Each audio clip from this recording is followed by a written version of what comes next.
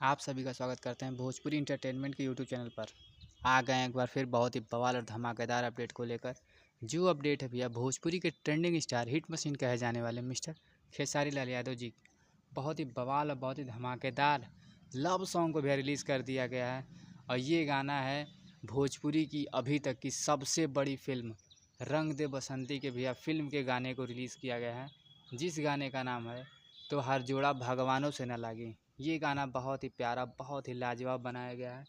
गाने को मैंने सुना, गाना बहुत ही बेहतरीन और बहुत ही खूबसूरत है।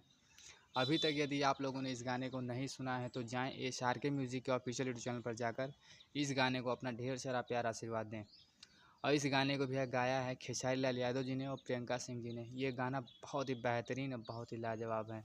और ऐसे ही भैया भोजपुरी से जुड़ी हुई ताज़ा खबरों को पाने के लिए भोजपुरी इंटरटेनमेंट चैनल को सब्सक्राइब करना बिल्कुल ना भूलें और बेल आइकन को ज़रूर दबाएं, ताकि हमारे चैनल पर जो भी वीडियो अपलोड हो उसका नोटिफिकेशन सबसे पहले आप तक पहुंचे। तो फिर मिलेंगे हम ऐसे ही बवाल और धमाकेदार अपडेट के साथ। तब तक जय हिंद, जय भोजपुरी।